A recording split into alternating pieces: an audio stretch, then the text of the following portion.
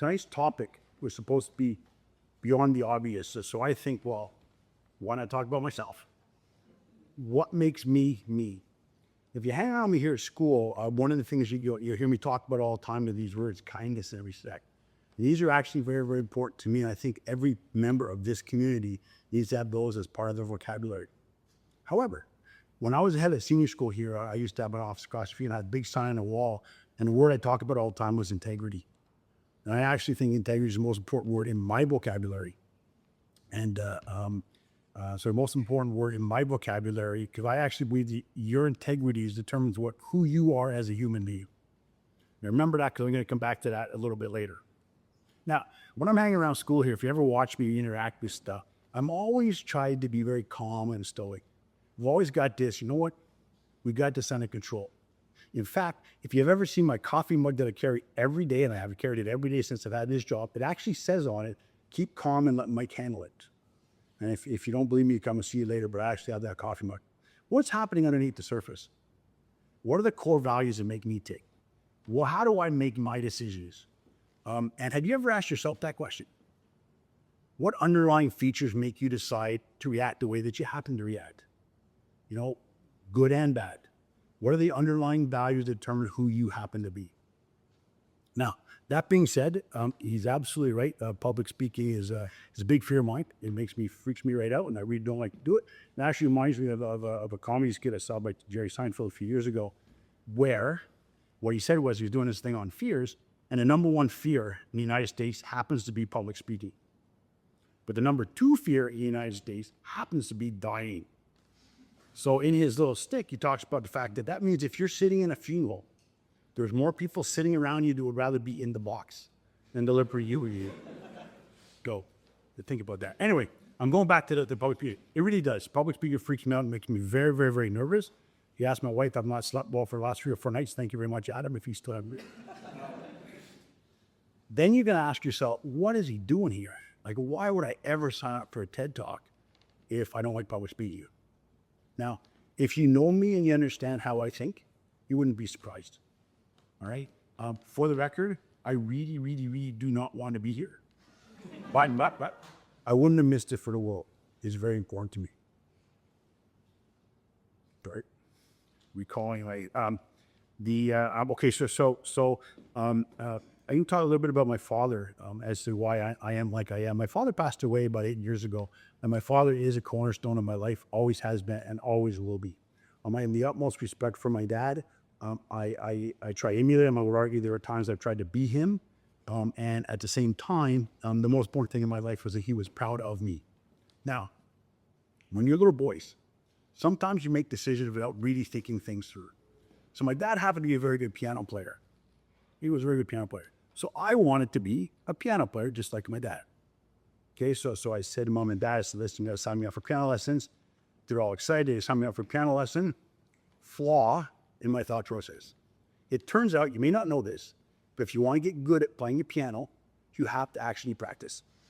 Okay, and it sounds simple enough, but when you're 8, you don't think that way. Or at least I did not. I decided, I didn't want to take lessons. I just wanted to play like that.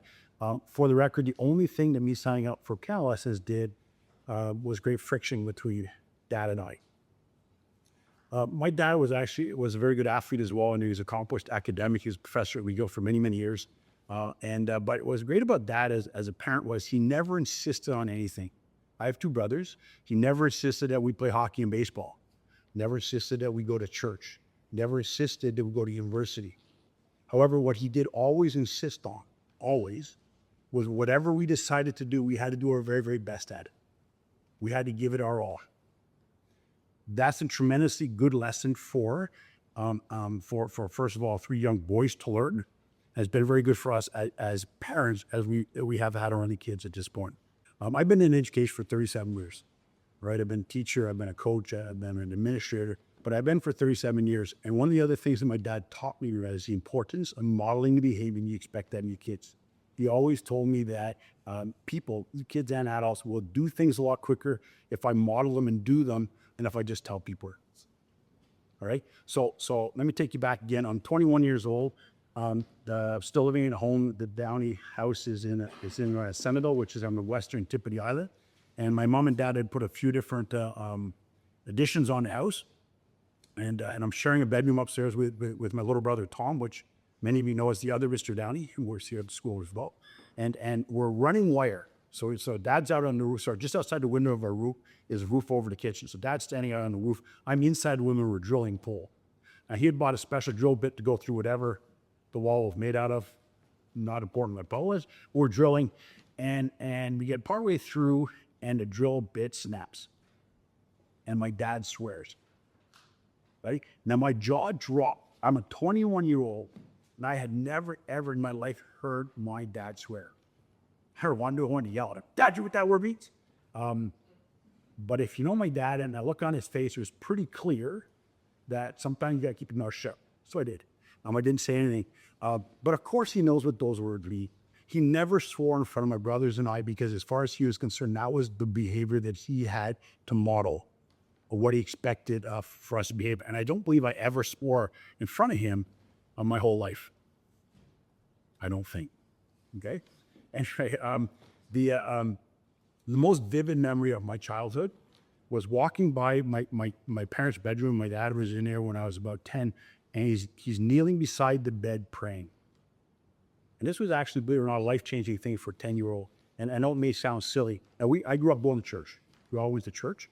I was baptized and confirmed. You know, we always said grace before we ate. We always, we prayed before we went to bed. I was actually an altar boy for several years. But I always thought that was just something everybody did. This was the 1970s in Quebec. During the 1970s in Quebec, hockey rinks were not open on Sunday mornings because so many people went to church. It was just something that we did. But this was huge. And my dad never knew that I saw him praying. I actually told him many, many years later, but he never saw me, nor did I tell him. And the reason why it was so moving for me was it actually meant that he believed what he stood for. He did not just talk the talk, he walked the water. And it was at that moment that I realized the importance of faith in my life. And even today, whenever I'm faced with a tough decision or a tough, I'm not sure what to do, what's the right thing to do, there's a vision of my dad praying in my head. It's not a conscious thing, it just happens, right? And I believe it'll always be like that for the rest of my life. So now let's circle back to the beginning. Okay, let's circle back to the beginning where I talked about core values so I gotta make sure I get this right. I thought I wrote it really well. Core values in you and who you are. It's really important that you think about what's important for you. What's important in your life? What matters?